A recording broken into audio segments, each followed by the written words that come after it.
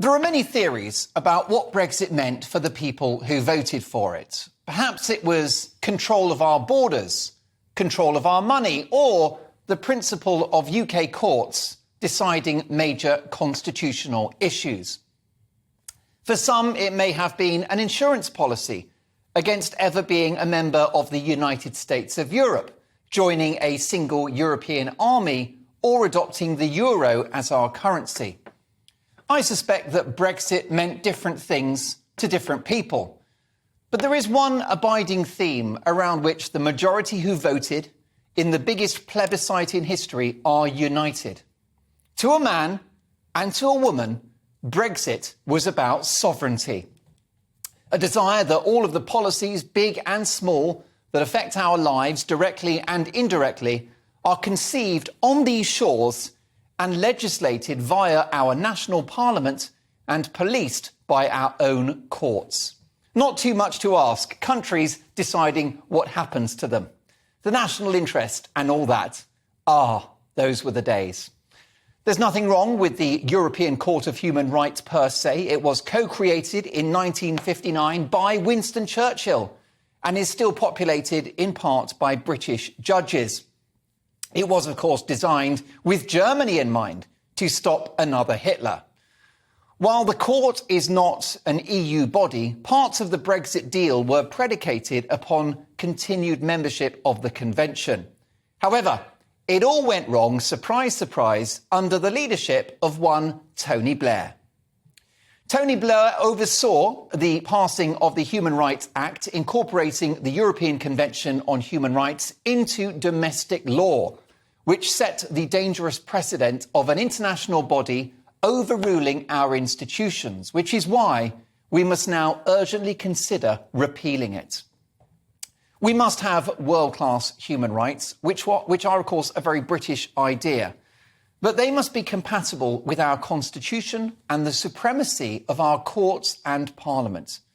You can love or hate the Rwanda policy, but be clear, it was based on a manifesto promise to tackle illegal migration, which delivered Boris Johnson that astonishing 80-seat landslide victory. Britain has always been a generous and welcoming place to anyone fleeing for their lives, and it always will. It's my judgment, however, that a majority of the British public will just not tolerate the sight of chaotic and illegal crossings across the Channel, with predominantly young men chucking their paperwork and phones into the sea as they head for our shores, aided and abetted by loophole-seeking lawyers. Many cover their faces as they arrive, many abscond. Many may have a case to stay, and they must be welcomed. But we've got to have due process, not this treacherous free-for-all, which amounts to a daily humanitarian crisis in the Channel, and which bankrolls the evil gangsters for whom this effective trade in human souls is a £1 million industry. I like this tweet from our own Colin Brazier in response to the Archbishop of Canterbury's criticism of the Rwanda policy. Colin writes, "Weasel words from the Archbishop. The shame we should feel is for our complicity in a much-abused asylum system that is gamed by young men leaving genuine victims of persecution in countries they can't leave. Where's the compassion for communities where social cohesion is gone?" Oh, and by the way, it's deeply prejudicial against Rwanda that the opposition and the Archbishop of Canterbury consider Rwanda to be such a dreadful place in which to have your asylum application processed. Don't take my word for it. Here are the words of the chief spokesperson for the Rwanda government, Yolanda Makolo, in relation to this attack on Rwanda. Here's what she had to say. "The narrative that living in Africa is a punishment is insulting for those who live here and are working hard to build our countries. We want Africa to succeed. Rwanda has made tremendous progress. People should come and see." It's an inconvenient truth that Denmark have chosen the same location and the EU have been processing asylum applications abroad for decades. Writing in the Mail, friend of the show, Dr. Rakib Ehsan, points out that the EU helped finance the hellish al-Mabani detention centre in Libya. That's right, the EU partly bankroll this dreadful camp, where, he writes, this particularly horrifying centre reaches appalling levels of inhumanity. That's the EU, quelle surprise. And even cuddly President Joe Biden is considering sending illegal migrants trying to enter the USA to Spain to have their cases processed. Now, I don't have a clue if this Rwanda policy will work or not. And if you've got a better idea, I'm all ears. But the failure to get the Rwanda policy off the ground is not the fault of our government.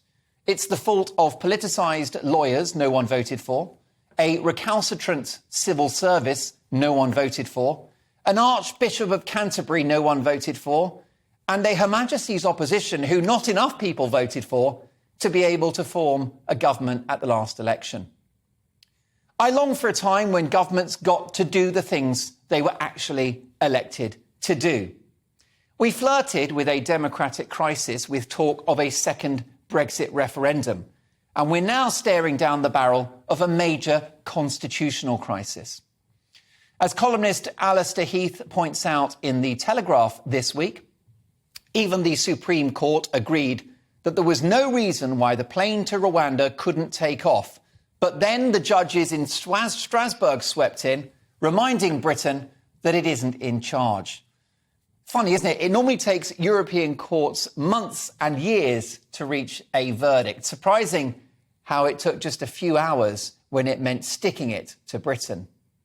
It's up to the government now to flex its political and legislative muscle and to face down micromanaging European judges and remind them who runs Britain.